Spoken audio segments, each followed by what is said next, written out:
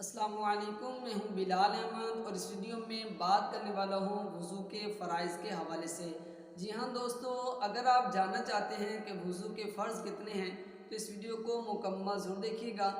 प्यारे दोस्तों, आजकल दौर ऐसा आ गया कि हर किसी को शर्म महसूस होती है। जब हम बड़े हो जाते हैं तो हमें ये शर्म महसूस होती है कि हम किसी उलमाए कराम के पास, किसी मौलवी साहब के पास हम जाकर ये सीखें, और ज़रूर सीखना चाहिए, लेकिन हम शर्म महसूस करते हैं कि हम कैसे कहें कि हमें ये चीज़ें कलमे नमाज दुआ कुनूत और इस तरह की चीज़ें सिखाएं, ताकि वो कहेगा कि आप इतने बड़े हो गए लेकिन अभी तक आपको आता नहीं।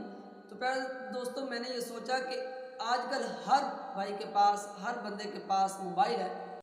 प्यारे दोस्तों, ये मेरी काविश है, ये मेरी कोशिश है कि मैं अपने दोस्तों तक ये पैगाम पहुंचाऊं, और ताकि बग़ैर किसी शर्म के, बग़ैर किसी हिचकिचाहट के आप ये सीख सकें कि ये इस्लाम की जो बुनियादी बातें हैं हमें उसका इल्म होना ज़रूरी है। तो चलिए आज शुरू करते हैं कि वज़ू के फ़राइज़ कितने हैं। हर नमाज में हमें वज़ू करना ज़रूरी है। वज़ू होगा तो हमारी नमाज होगी, वज़ू नहीं होगा तो हमारी नमाज नहीं होगी।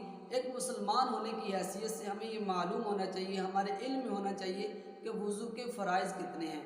तो जी दोस्तों, शुरू करते हैं कि वज़ू के 4 फ़राइज़ हैं। वज़ू के कितने फ़राइज़ हैं? वज़ू के 4 फ़राइज़ हैं। अब सुनते हैं कि वज़ू के कौन कौन से फ़राइज़ हैं। देखिए, हम रोज़ाना वज़ू करते हैं, दिन में 5 वक्त वज़ू करते हैं, लेकिन सिर्फ थोड़ी सी ज़रूरत है तवज्जो की।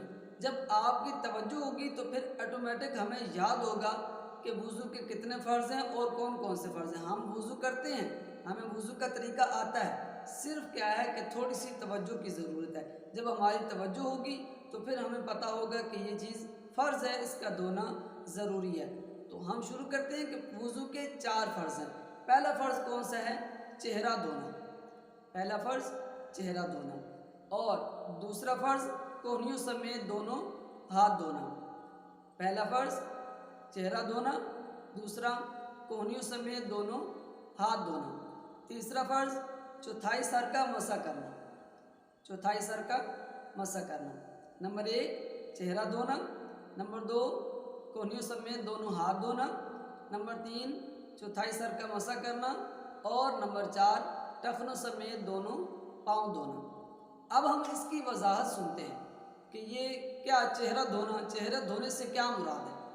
कि जहाँ से बाल उगते हैं ना, वहाँ से लेकर ठोड़ी के नीचे तक, यानी पेशानी से लेकर ठोड़ी के नीचे तक, एक कान की लो से दूसरे कान की लो तक ये मुकम्मल चेहरा है। इसे एक मर्तबा धोना ये फ़र्ज़ है, 3 मर्तबा धोना इसे सुन्नत है। तो इसमें से अगर कोई भी एक जगह, बाल बराबर भी जगह खुश्क रह गई तो हमारा वज़ू नहीं होगा। तो बात समझ आ गई कि जहाँ से अमूमन बाल उगते हैं वहाँ से लेकर ठोड़ी के नीचे तक, एक कान के लो से दूसरे कान के लो तक ये मुकम्मल चेहरा है, इसका एक मर्तबा धोना ये ज़रूरी है। अगर नहीं धुलेगा, इसकी कोई जगह खुश्क रह जाएगी तो हमारा वज़ू नहीं होगा। इसमें बाज़ लोग क्या होता है, ये जगह जो होती है कन पट्टी वाली, ये जगह खुश्क रह जाती है, इसका धोना ये ज़रूरी है, इसका ख़ास ख्याल रखना चाहिए। जब हम वज़ू करते हैं तो ये जगह अमूमन खुश्क रह जाती है, तो इसका हमें ख़ास ख्याल रखना है।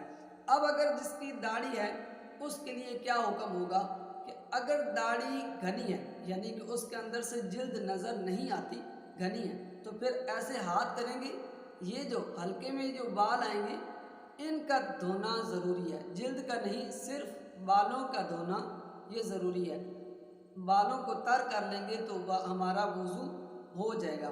और अगर किसी की दाढ़ी जो घनी नहीं है बल्कि हल्की है, नीचे से जिल्द नज़र आती है, तो फिर जिल्द तक पानी पहुंचाना ज़रूरी है, जिल्द भी धोना ज़रूरी है। अगर कोई शख्स ऐसा है कि जिसकी घनी भी है और हल्की भी है, कोई जगह ऐसी है कि जहाँ से जिल्द नीचे से नज़र नहीं आती और कहीं से नज़र आती है, तो फिर क्या होगा, जहाँ से बाल घने हैं वहाँ से बालों का धोना ज़रूरी है, और जहाँ से हल्के हैं वहाँ से जिल्द का धोना ज़रूरी है। तो इस बात की उम्मीद है कि आपको समझ आ गई होगी।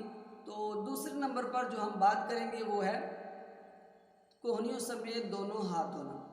तो इसमें एक बात का ख़ास ख्याल रखें कि अगर किसी ने छल्ला, अंगूठी या इधर कड़ा वगैरह पहना हुआ है या घड़ी पहनी हुई है, तो अगर वो इतनी टाइट है कि उसके नीचे से पानी नहीं गुजरेगा तो फिर उसे उतारना ज़रूरी है।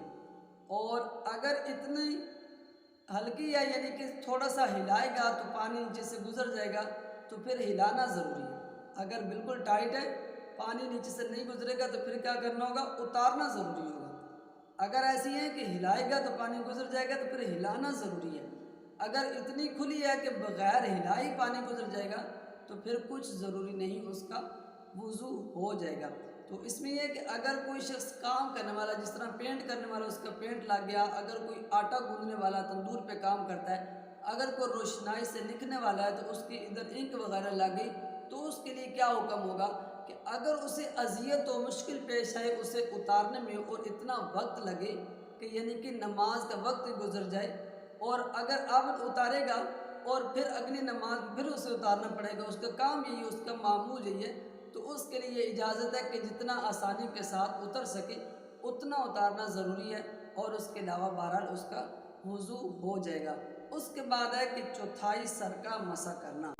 اس میں سر کے 4 حصے کیے جائیں، تو جو چوتھا حصہ بنے گا اس کا دھونا، اس پر مسح کرنا یہ ضروری ہے۔ تو اگر ہاتھ کو گیلا کر کے ایسے لگا لیں گے تو مسح ہو جائے گا۔ تو سنت طریقہ یہ ہے کہ دونوں ہاتھ گیلے کر کے اگر ہم فل ایسے ہاتھ پھیریں گے تو پھر بھی ہمارا مسح ہو جائے گا، لیکن جو سنت کے مطابق طریقہ ہے وہ یہ ہے کہ دونوں ہاتھ گیلے کریں گے، یہ تینوں انگلیوں کو ملائیں گے اور ایسے پیچھے لے جا کر ادھر تک، پھر یہ جو جگہ رہ جائے گی یہ والی، اس کو ایسے لے کے آئیں گے، پھر یہ جو انگلیاں رہ جائیں گی اسے کانوں پہ، پھر یہ جو انگوٹھے رہ جائیں گے اسے کانوں کے پیچھے، اور یہ جو جگہ رہ جائے گی اس کی پشت بیک سائڈ، یہ ایسے اور ایسے ایسے نہیں لے کے آئیں گے داڑھی کے نیچے، بلکہ ایسے اور ایسے یہ کیا جائے گا۔ یہ ہو گیا چوتھائی سر کا مسح کرنا۔ اس کے بعد ٹخنوں سمیت دونوں پاؤں دھونا۔ پاؤں میں یہ خیال رکھا جائے کہ پاؤں کی جو نیچے والی جگہ ہوتی ہے یہ والی، اس کا دھونا ضروری ہے۔ بعض لوگوں کی یہ جگہ خشک رہ جاتی ہے، اور انگلیوں کے اندر کی جگہ اور انگلیوں کی جو نیچے جگہ ہوتی ہے اس کا بھی دھونا ضروری ہے، اس کا خاص خیال رکھا جائے گا۔ امید ہے دوستو آپ کو ویڈیو بہت ہی زیادہ پسند آئے گی۔ ویڈیو اچھی لگے تو لائک ضرور کیجیے گا۔ میں ہوں بلال، آپ سے اجازت چاہتا ہوں۔ اللہ